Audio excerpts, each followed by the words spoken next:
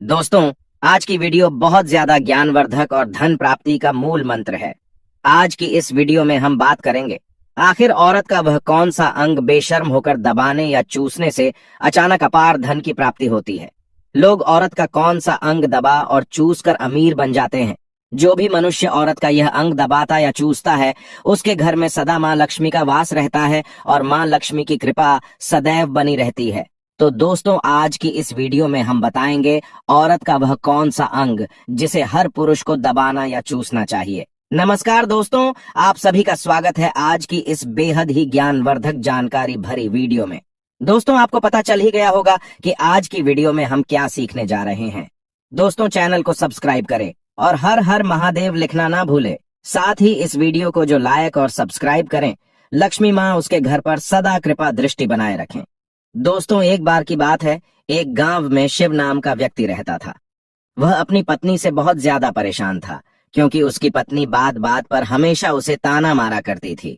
तुम्हारे पास है ही क्या, घर में खाने तक को कुछ नहीं है। दोस्तों, उसके घर में बिल्कुल कंगाली छा गई थी। एक भी रुपया नहीं था और उसके घर में खाने के लिए अन्न का एक दाना तक नहीं था।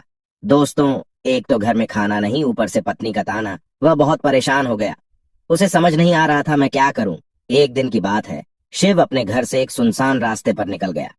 वह उस सुनसान रास्ते पर चल ही रहा था कि उसे एक साधु तपस्या करते हुए दिखाई दिए। वह उनके पास जाकर बैठ गया। जब साधु ने अपना तप खत्म किया तो शिव उनके सामने रोने लगा। साधु ने शिव से कहा, पुत्र, तुम्हें क्या दिक्कत है? तुम क्यों रो रहे हो? आखिर तुम्हें क्या परेशानी है? तब शिव ने साधु महाराज से कहा, हे महाराज, मेरी एक पत्नी है जो कि मुझे रोजाना ताना मारती है। मैं गरीब हूं तो मैं क्या करूं? कितना भी कुछ कर लूं लेकिन धन कमा ही नहीं पाता हूं। अभी तक एक छोटा सा धंधा था, वह भी पत्नी के क्लेश की वजह से चौपट हो गया। वह दिन रात मुझसे झगड़ा करती है। अब तो मैं दाने दाने के लिए परेशान हो गया हूं। हमारे घर में खाने के लिए कुछ भी नहीं है, इसके अलावा पहनने के लिए वस्त्र भी नहीं है। लेकिन मैं अपनी पत्नी को समझता हूं कि वह मुझे ताने ना मारे, मुझसे झगड़ा ना करे, लेकिन वह बिल्कुल भी नहीं मानती साधु जी। इसी वजह से मैं बहुत ज्यादा परेशान हूं। इसी वजह से मैं घर छोड़कर यहाँ आया हूँ।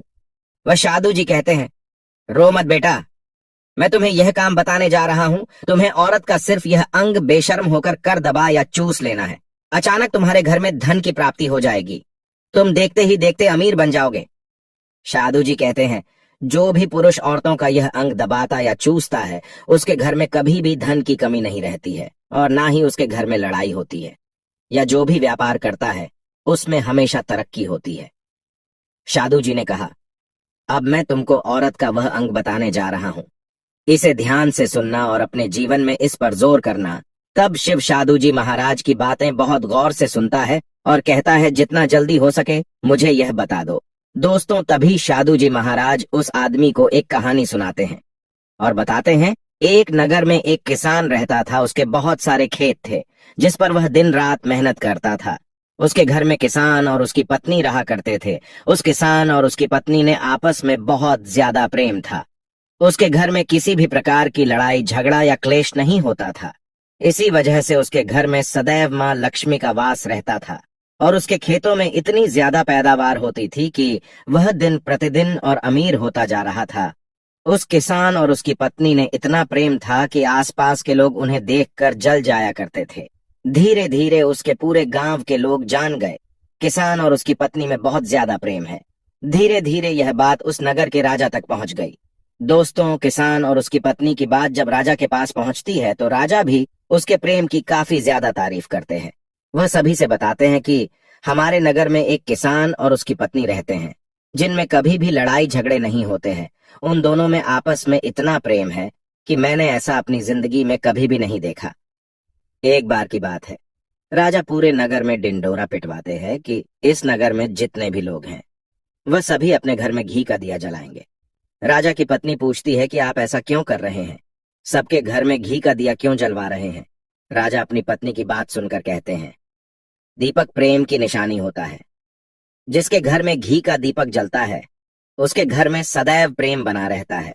और मैं चाहता हूं कि जो प्रेम किसान और उसकी पत्नी के घर में है वह हमारे पूरे नगर में रहे, पति और पत्नी के बीच। इसीलिए मैं हर घर में दीपक जलवाना चाहता हूं। दोस्तों, राजा के सैनिक जाते हैं और हर जगह नगर में ढोंढी पीट देते हैं और कहते हैं सभी के घर में रात भर घी का दीपक जलाना चाहिए। दोस्तों, राजा की बात मानकर सभी नगरवासी अपने घर में दीपक जला देते हैं।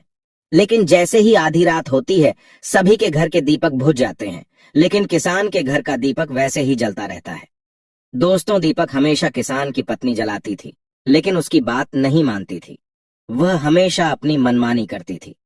उसका जो भी मन करता था वह वही काम करती थी। लेकिन किसान को इस बात से कोई भी दिक्कत नहीं होती थी, क्योंकि किसान बहुत समझदार था।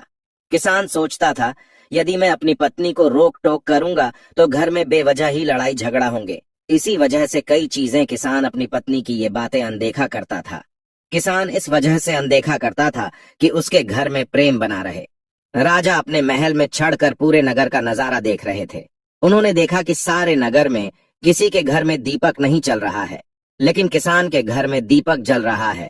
तब राजा अपनी रानी से बोलता है कि देखो, किसान और उसकी पत्नी के घर में दीपक जगमगा रहा है, लेकिन पूरे नगर में कहीं भी दीपक नहीं जल रहा है।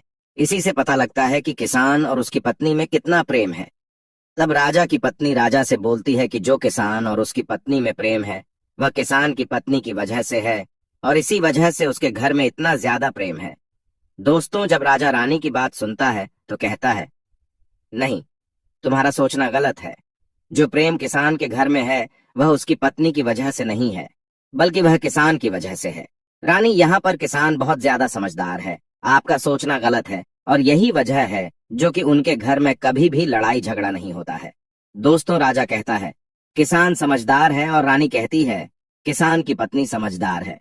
दोस्तों, इसी तरह कुछ देर चलता रहा। राजा कह रहे थे किसान समझदार है, रानी कह रही थी किसान की पत्नी समझदार है।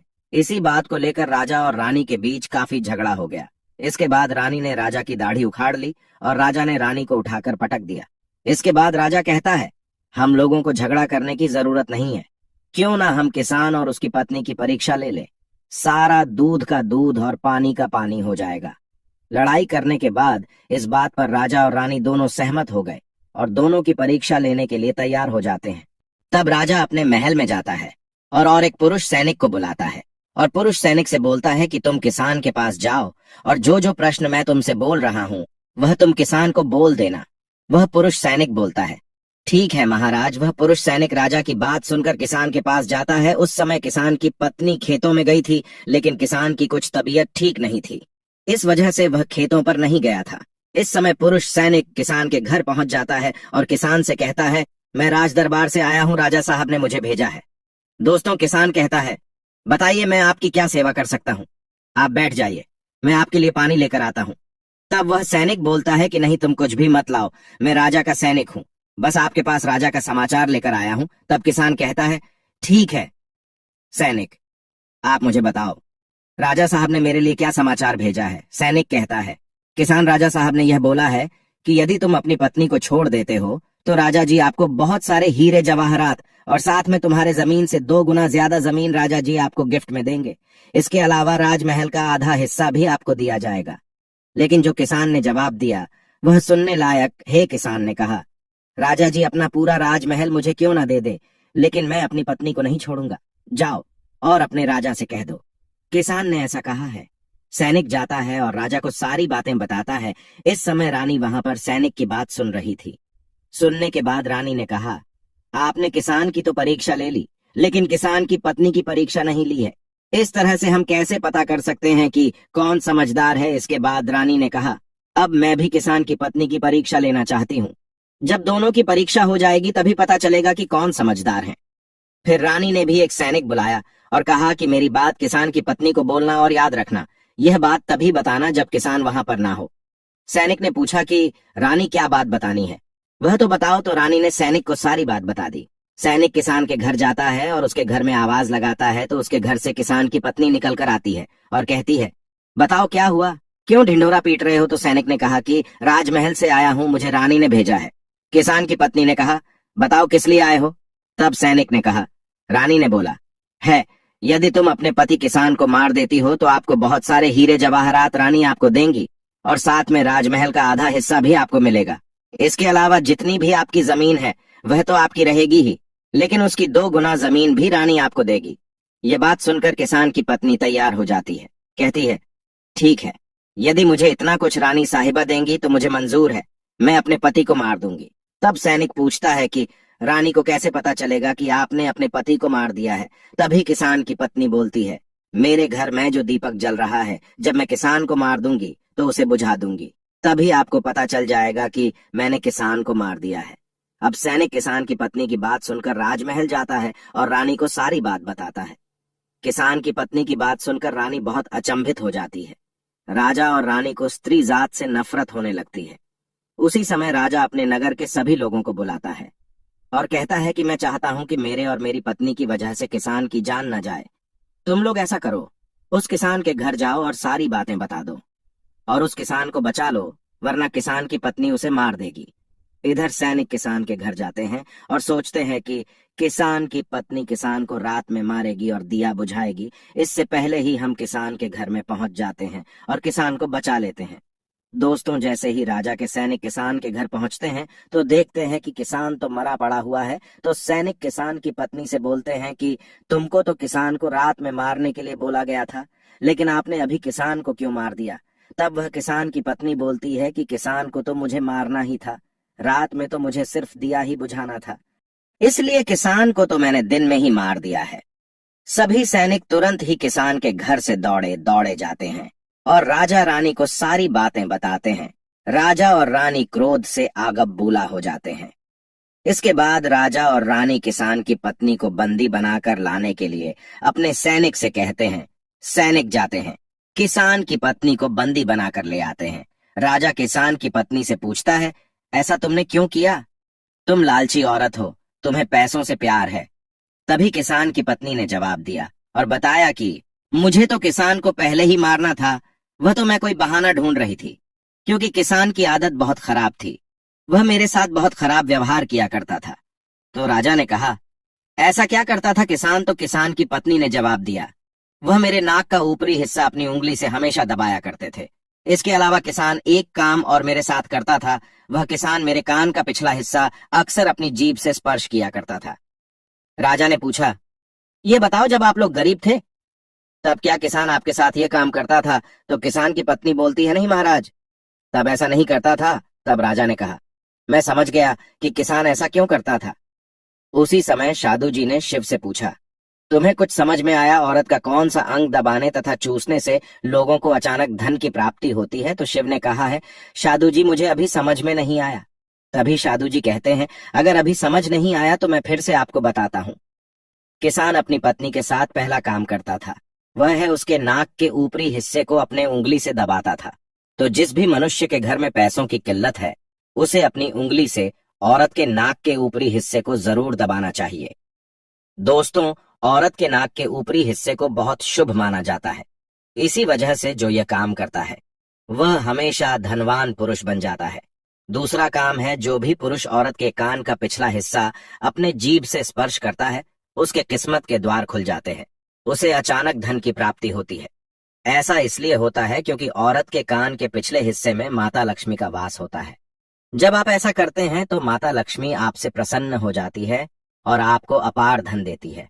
और आपने एक बात तो जरूर सुनी होगी, औरतें माता लक्ष्मी का रूप मानी जाती हैं।